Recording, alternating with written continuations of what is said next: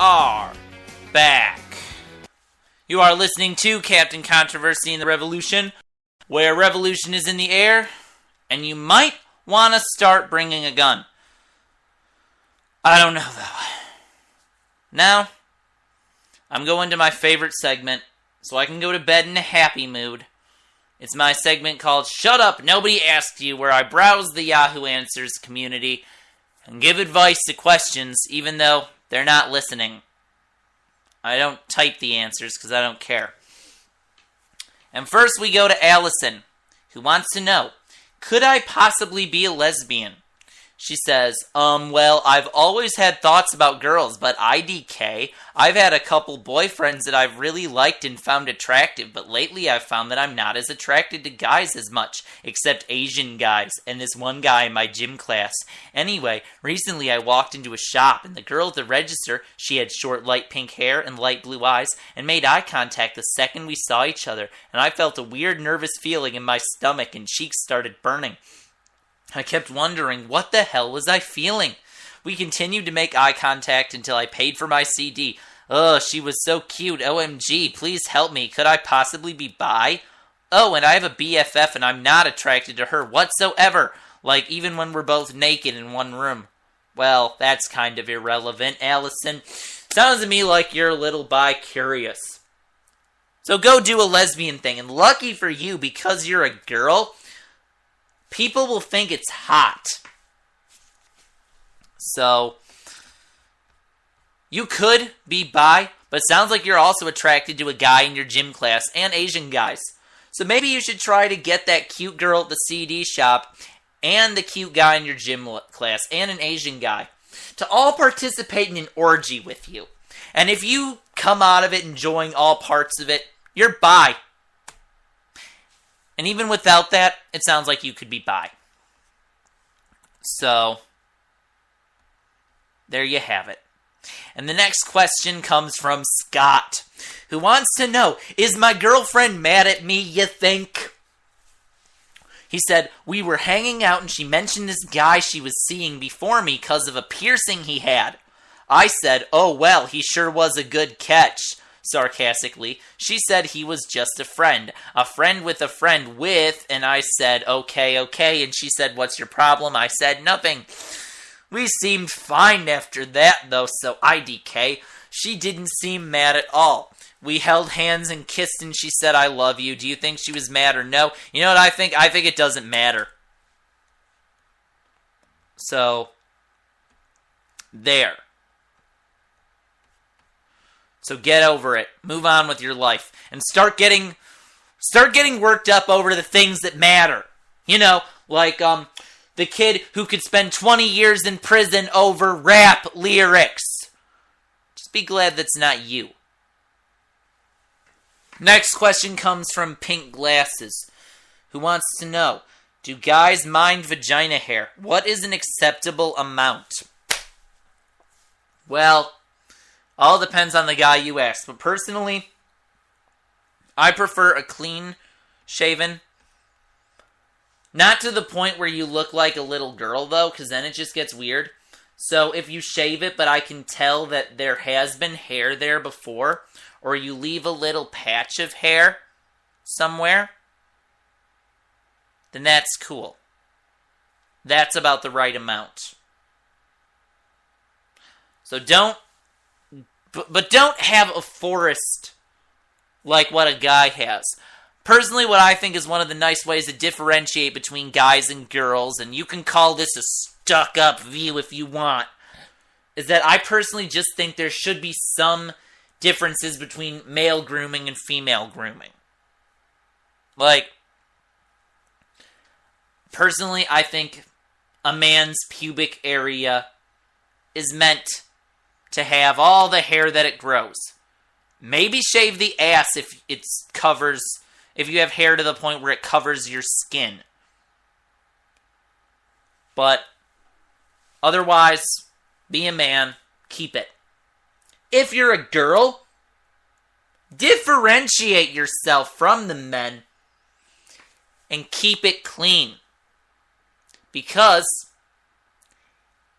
the less hair you have, the more likely that I am to be willing to put my mouth in you all the way down there and just do things that will have you moaning.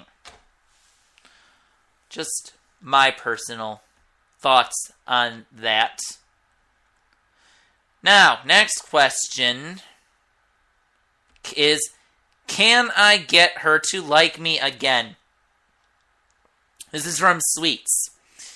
And Sweets says, I went away this weekend and spent 2 days with my friends, all of us 25. Okay, so you're adults. Good. Because really, I help a lot of middle schoolers.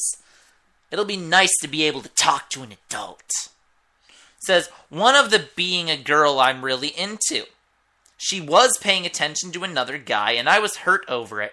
So I was really nasty towards her and just being a total douche. Okay. Check. I was drunk and said some not very nice things. So tomorrow I'm gonna text her and tell her I want to see her. Ask she's home so I can see her and show her how sorry I really am. Should I do that? Hope she answers I want to regain her interest also. Here's where you went wrong. And believe me, I struggle at this too. You can't wear your heart on your sleeve all the time when it comes to women that aren't officially yours. You have to act indifferent, and then that just makes you more attractive. So the first part where you messed up was proving that you cared about that guy. It's okay to be a little bit of a douche. You don't want to be a total douche about it. Like, if she fails with him, you can laugh at her. Your friends, I don't know. Time heals all wounds. Things should be fine again, unless she's just a total bitch and she's going to take it to the grave with her. You should be fine. I mean, you were drunk. It happens. So, next questions. We've got a girl who wants to hook up with her guy friend, Sarah. And you know what? I want to give her props, first of all, because I personally believe that if you are physically attracted at all to an opposite sex friend of yours, you should go for it. I mean, forget the friendship. Oh, I don't want to ruin the friendship. Good sex should be able to strengthen a friendship. Oh, but then feelings might get formed. Oh, good! You mean stronger feelings? Stronger positive feelings? And you're afraid of that?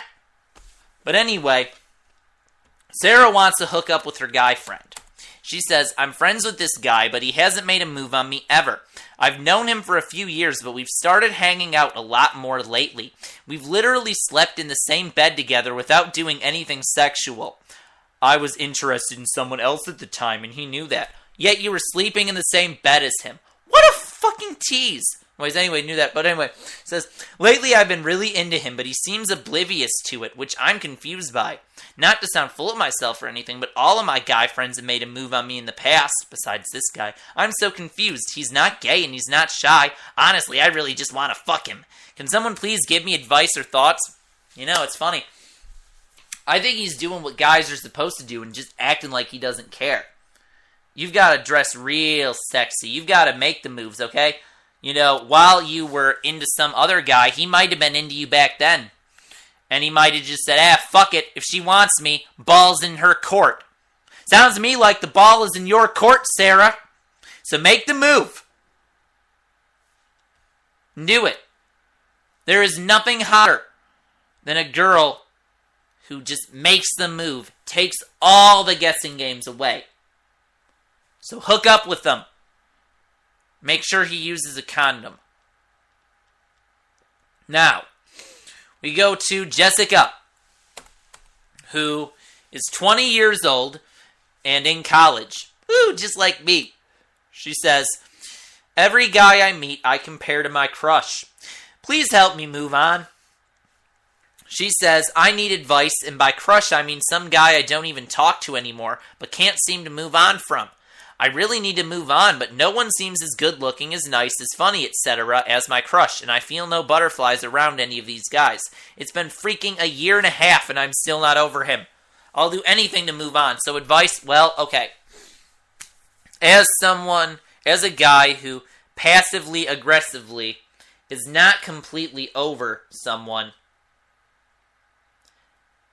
I guess all I can say is it's okay to still have feelings in the back of your head, but you've got to stop making comparisons and be ready for someone else to take that person's place.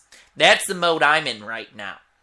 I'm just waiting. Like, anytime I see an attractive girl and I'm like in a class with her, or she's a coworker, I scope that person and think to myself, candidate. This is someone who could potentially replace the person who I still have lingering feelings of disappointment over. Like, there was this one girl, this hot girl who I was in my biology class at Washtenaw. I had her scoped out because we worked on a lab together. I had her scoped out, but then due to me overscheduling myself and having to attend a job orientation for the second lab, I dropped the course. Because honestly, the only reason I had to stay in that class was to potentially be able to make a move on that girl, which is irrational because she could have had a boyfriend, she could have been a lesbian, she could have dropped the class too. So that was one candidate. And another person who I scoped out as a potential candidate, a cute coworker at Meyer. But then at one point later that day, I saw her sitting on a bench talking to some guy who looked around her age. I couldn't tell if it was a brother, a friend, or a boyfriend, but it could be a boyfriend. So I'm not going to go after someone with a boyfriend again. That's didn't work out too well for me the last time I did.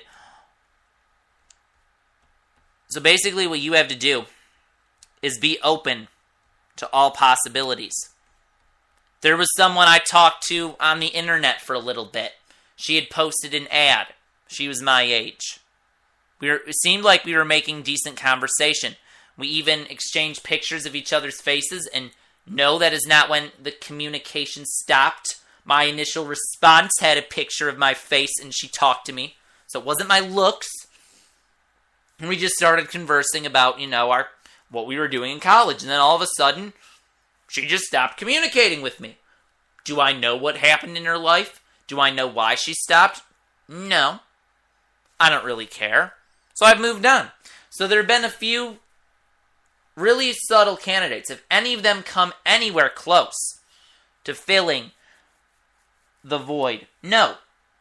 I never had detailed conversations with any of them too much. I never exchanged phone numbers with any of them. I never made plans to go out with any of them. But I'm out there looking for people who could potentially make me forget all about the said person who I passive-aggressively still kind of sort of have mixed feelings for. And that is the best thing that you can do. So Jessica, I hope you're listening because I feel like I actually gave really good, serious advice that time. And next question comes from Lily Dawn, who is having relationship boyfriend troubles. She says, okay, well, I've been dating this guy for about 3.5 months. There was a point in our relationship that I would do nearly anything for and with him. I was completely in love with him and him with me. I believe that I'm falling. No, I have fallen out of love with him, but he still loves me. So my question is, should I break up with him like I planned on, or should I try to like him again? Oh my God. If the feeling is gone, get out of it.